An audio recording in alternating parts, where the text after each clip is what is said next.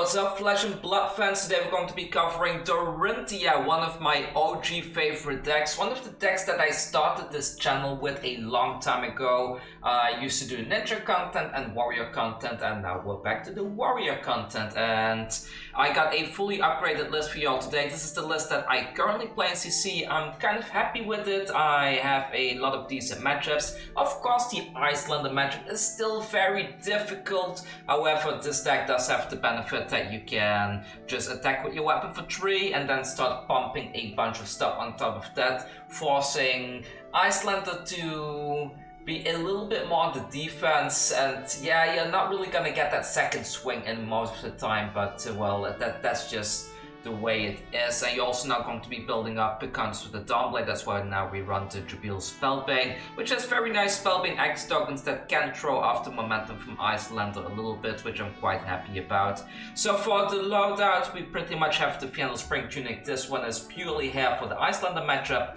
Why? Because if Icelander uses that annoying crown to force you to discard, you can just use the Fiendal Spring Tunic counters to pay for that. Also, sometimes you're in a situation where you're up against a meta that has a lot of Kugane players, in which case you can put things like Oasis Respite into the deck. I'm not sure if I still run them in my deck. I don't think I do. No, I already took them out. But Oasis Respite, of course, is a card that you can very easily side back into the deck in certain metas where it is relevant. Right now we don't see many Kugane, so I've sided them out. So right now against Kugane, you of course want to bring the Coach of Blade Hold instead of the Spring Tunic, but keep in mind, if we end up in a weird situation where there's way too many wizards, we can just take some stuff out to sideboard. So what has changed in the main deck? Well, we still have a significant amount of gold again in here. We have our full set of hidden runs. I play Blade Flashes in the deck. I know they cost 1 and they may not be as efficient as just running some yellow hidden runs, but I feel by running the blue ones, the blue ones that cost 1, we do have some extra blues in here to pay for our other stuff.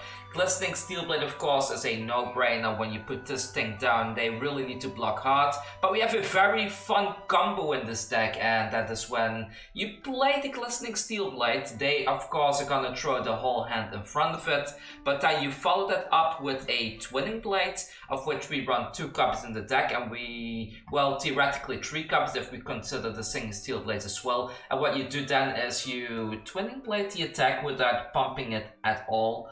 They just wasted the whole hand, and then you go in again with your weapon. Then you will get that +1 counter from the Glistening Steelblade. And then if you have another way to give go again, either through a hidden run or a Blade Flash or something like that, you can attack in a second time, getting yet another +1 counter. And at that point, you're pretty much set for the game, because you will get the Dawnblade trigger on top of that, which will add a third +1 counter. And now your Dawnblade is going to be attacking for 6 every single turn. This is probably one of the best combos in the deck. Like, I see some people playing the Glistening Steelblade in combination with the Steelblade Supremacy, but I actually advise against that.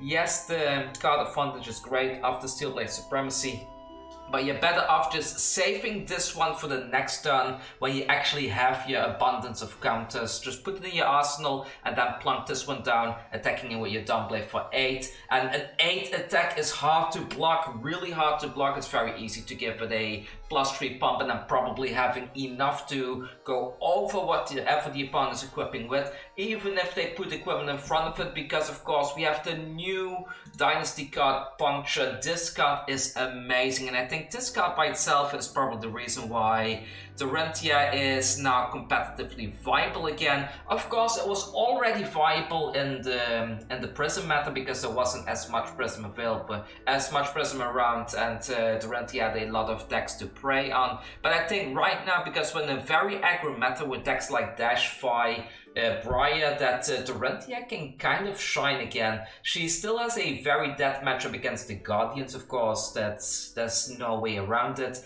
But we are in a situation now that Icelander is kind of policing the Guardians out of the format.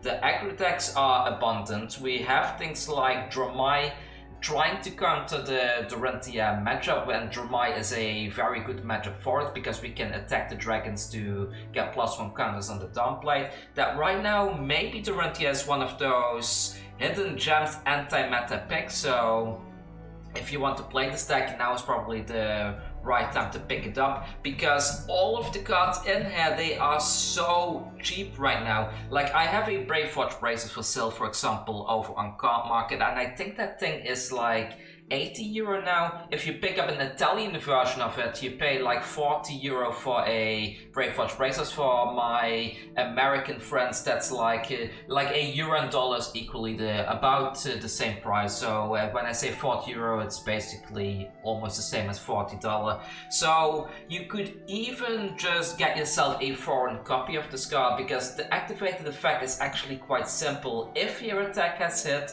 you can pay 1 to give your next attack that +1 power boost. Very easy to remember. It has battle wand, so it's basically just a 3 block in the deck. So I would suggest, if you want to play warrior and you want to play it on the cheap, get yourself a foreign copy of this. You're pretty much good to go. And then you could even just swap out the Crown of Providence for something like an Arcanite Skull Cup, which is also not that expensive right now. And if you have no Spring Tunic, it is nice, but you can probably even skip it. Maybe it's bad advice because there's a lot of Icelanders around, but the Icelander matchup is bad anyways. Why spend so much money for a matchup that you're very likely to lose anyways, right? So what else do we have in there? We have a lot of nice bumps. I play Iron Song Pride twice. I want to play 3 copies, but I feel that because it doesn't have a block value, it can kind of lose you games at times if you draw it in the end game and you need to block with something. So therefore I only run 2 copies, but this is very good if you're going second and you have this in your opening hand. You can straight away put that +1 counter on your sword, draw back up, and now you have a 4-card hand and your weapon is already swinging in for 4, which is just so good. The Iron Song responses I ended up cutting in favor of these 2 copies. While I like Iron Song Response, it's a 0 for 3, which is very good. I feel there is too many decks in the format right now that don't want to block, and if you draw into too many of these, you're kind of screwed. Like, you're really kind of screwed, because what are you gonna do with it? You just end up pitching it or something, and that also doesn't feel too good. So I only run 1 red copy right now. The blue ones, they are blues. Like, blues you can always do something with, and having the 1 copy is nice, because then we always have a singing steel blade target in case we need that little bit of +3 push to get some damage through. Sorry, slight interruption here. So run 3 yellow, I run 3 copies, but I'm thinking to switch it for hit and run yellow instead, because hit and run does cost 0, and I feel the guaranteed go again can be nice in combination with things like Erased Face, Nourishing Emptiness, and the Command Conquers in the sideboard, because when you hit a run for 0, you pitch a blue, attack for 3 with go again, then you still have 2 resources floating. You can very easily follow that up with a regular attack, especially if your opponent commits a lot of their resources to your initial attack. So I'm kind of thinking to cut this in favor of the yellow hitter runs. Feel free to experiment with both of these and pick the one that you like yourself. In this really go tall Dorinthea build, I kind of like to run twos because you're usually gonna hit anyways, and then you get +2 on the next attack. But I need to see and test both versions a bit before I make a final conclusion. If I do change things though, don't worry, like the link that is down in the description is a deck that I will be updating in February regularly. So when you click on the link, you will probably end up in the updated version. This is a deck that normally is available on my Patreon. I have lots of Patreon decks available. I have lots of decks available over on my Patreon, but I do want to share some fun decks here and there on my channel as well. But overall, I'm very satisfied with Dorinthea. It's a very good deck, and I'm really looking forward how this deck is going to perform in the current format. I bet it won't do much in the current format because there's not that many people playing the deck, but I think if you give this deck a chance, you might actually do really well with it. I can almost promise you will do well with it, because it's just a deck that lots of players don't have experience against, and you can really take advantage and leverage that power quite easily. Anyways, that's all from me for today. I hope that you enjoyed this deck.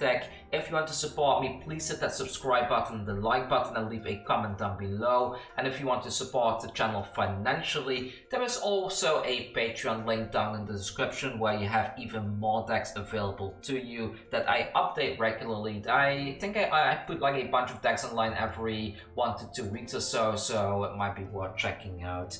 That's all from me then, so again, thank you for watching and I will see you all next time with the next video. Take care.